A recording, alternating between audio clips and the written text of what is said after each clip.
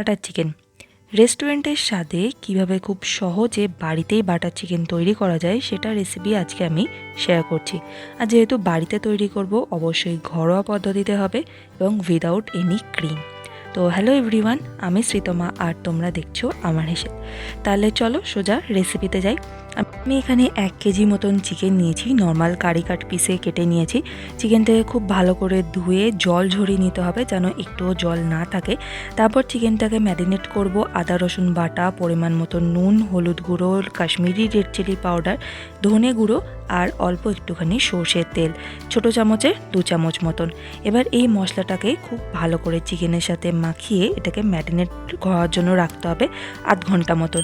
হাতে যদি আর একটু বেশি সময় থাকে তাহলে এটা 1 ঘন্টাও ম্যারিনেট করে রাখা যায়। চিকেনটার এটা একদম ফার্স্ট ম্যারিনেশন, এটাতে আরও একটা ম্যারিনেশন হবে, কিন্তু আধ ঘন্টা চিকেনটাকে খুব ভালো করে ম্যারিনেট হওয়ার জন্য রেখে দিতে হবে। ততক্ষণ একটা মশলা তৈরি করে নেব।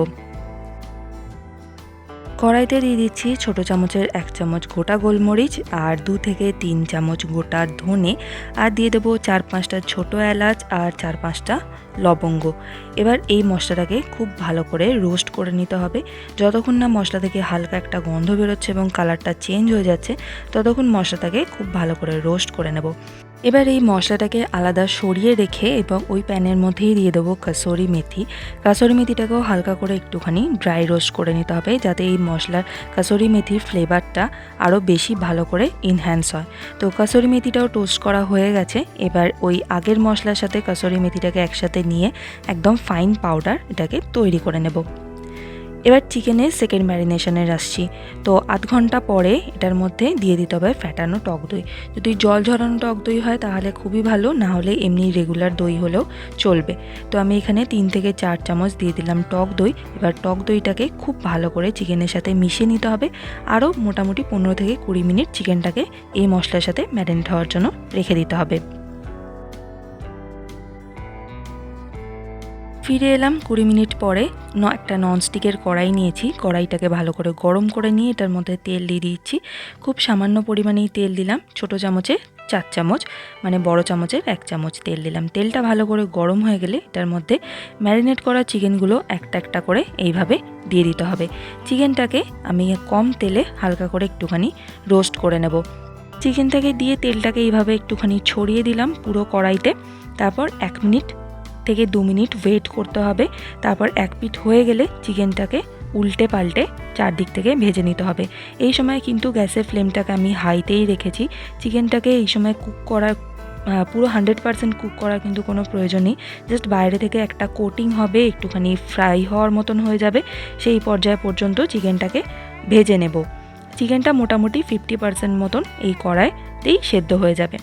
তো দেখো চিকেনটা আমি ভালো করে লাল লাল করে ভেজে নিয়েছি। এবার এই পর্যায় পর্যন্ত চিকেনটাকে ভাজতে হবে, তারপর কিন্তু চিকেনটাকে আমি প্যান থেকে তুলে নেব।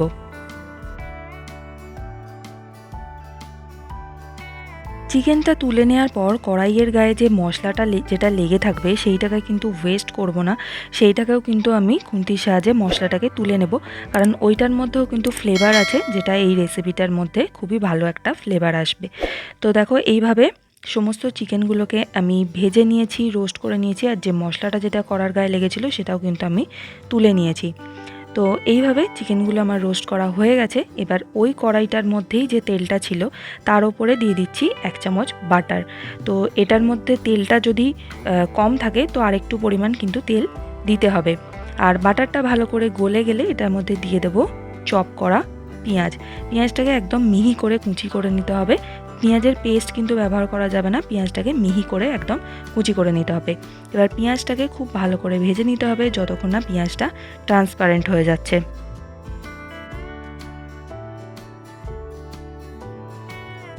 3-4 মিনিট পরে পেঁয়াজটা বেশ ভালো করে ভাজা ভাজা হয়ে গেছে, হালকা কালার চেঞ্জ হয়ে গেছে পেঁয়াজটা। তো এই পর্যায় পর্যন্তই ভাজবো। তারপর এখানে দিয়ে দেবো আরও 2 চামচ মতন আদা রসুন বাটা। আদা রসুনটাকেও খুব ভালো করে ভেজে নিতে হবে যতক্ষণ না এটার কাঁচা গন্ধটা চলে যাচ্ছে। এই সময় কিন্তু অবশ্যই একটুখানি জল অ্যাড করে দিতে পারো যাতে মশলাটা নিচে থেকে লেগে না যায়।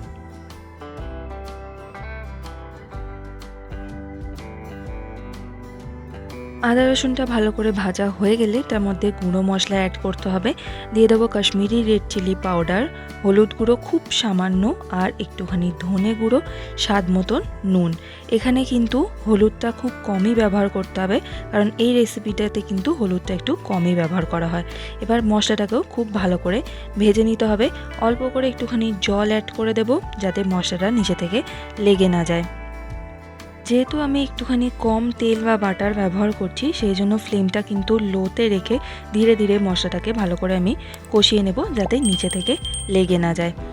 মশলাটা ভালো করে ভাজা ভাজা হয়ে গেলে এটার মধ্যে দিয়ে দিচ্ছি 2 চামচ মতন কাজু বাদাম বাটা আর 3 থেকে 4 চামচ মতন ফ্যাটানো টক দই। এবার মশলাটাকে খুব ভালো করে মিশিয়ে নিতে হবে, আর ফ্লেমটা কিন্তু অবশ্যই লোতে রাখতে হবে, নাহলে কিন্তু দই থেকে ছানা কেটে যাবে। তো লো ফ্লেমে ধীরে ধীরে মশলাটাকে ভালো করে কষিয়ে নেব। তারপর এটার মধ্যে আমি অ্যাড করে দিচ্ছি টমেটো বাটা। টমেটোটাকে আমি এখানে বেটে নিয়েছি, একটা বড় সাইজের টমেটো। তোমরা চাইলে পিউরি করেও এখানে ব্যবহার করতে পারো। তো এবার টমেটোটাকেও খুব ভালো করে কষিয়ে নিতে হবে, যতক্ষণ না তার কাঁচা গন্ধটা চলে যাচ্ছে।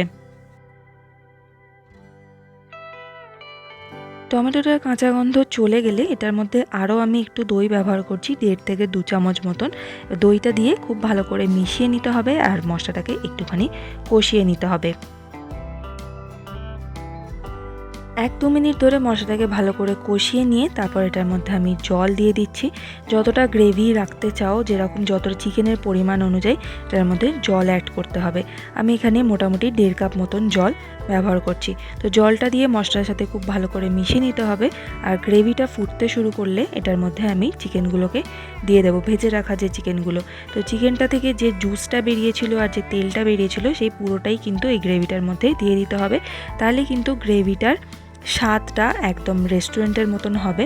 ওই জুসটা একদমই ফেলে দেওয়া যাবে না, কারণ ওটার মধ্যেই সমস্ত ফ্লেভারটা রয়েছে চিকেনের। তো চিকেনটাকে এবার গ্রেভির সাথে খুব ভালো করে মিশিয়ে নিতে হবে, আর এটাকে একটুখানি চিকেনটাকে রান্না করে নিতে হবে। চিকেনটা ভাজার সময় 50% সেদ্ধ হয়েছিল, বাকি 50% কিন্তু গ্রেভির সাথে চিকেনটাকে ভালোভাবে সেদ্ধ করে নিতে হবে। এটা ভালো করে মিশিয়ে যদি প্রয়োজন হয় আরও একটুখানি জল ব্যবহার করতে হবে, দিয়ে এটাকে ঢাকা দিয়ে চিকেনটাকে পুরোপুরি সেদ্ধ করে নেব।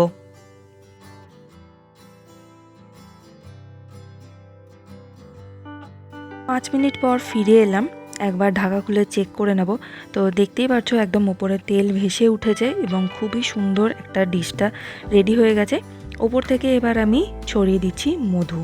1.5 থেকে 2 চামচ মতন এখানে মধু আমি ব্যবহার করছি। তো এই রেসিপিটা কিন্তু চিনি ব্যবহার করা যাবে না, অবশ্যই কিন্তু মধু ব্যবহার করতে হবে। আর যে শুকনো মশলাটা প্রথমে তৈরি করে রেখেছিলাম, সেই মশলাটা ছোটো চামচের 2 চামচ আমি দিয়ে দিচ্ছি। আর বাটার চিকেন যেহেতু বাটার ছাড়া তো হয় না, সেই জন্য শেষে আমি আরও 1 চামচ বাটার দিয়ে দিলাম। এবার এই সমস্ত কিছু একসাথে ভালো করে এটাকে মিশিয়ে নিতে হবে চিকেনের সাথে, আর 5 মিনিট এটাকে গ্যাসের ফ্লেম থেকে সরিয়ে স্ট্যান্ডিং টাইম দিয়ে এটাকে গরম গরম সার্ভ করতে হবে। তৈরি হয়ে গেল বাটার চিকেন। এটাকে এবার আমি গরম গরম সার্ভ করে দেবো রুটি, পরোটা, তন্দুরি অথবা রুমালির সাথে। অবশ্যই তোমরা নিজেদের পছন্দ অনুসারে এটাকে সার্ভ করতে পারো। তোমাদের যদি আমার এই রেসিপিটা ভালো লেগে থাকে তাহলে প্লিজ একটা লাইক করো, শেয়ার করো, আর আমার চ্যানেলটাকে সাবস্ক্রাইব করতে ভুলো না। আর আমাকে অবশ্যই কমেন্ট করে জানাও এই রেসিপিটা তোমাদের কেমন লেগেছে এবং তোমাদের কি মতামত। আর আগামী দিনে তোমরা কোন কোন রেসিপি দেখতে চাও সেটাও আমাকে কমেন্ট করে জানাও। Thanks for watching. দেখা হচ্ছে আগামী রেসিপি।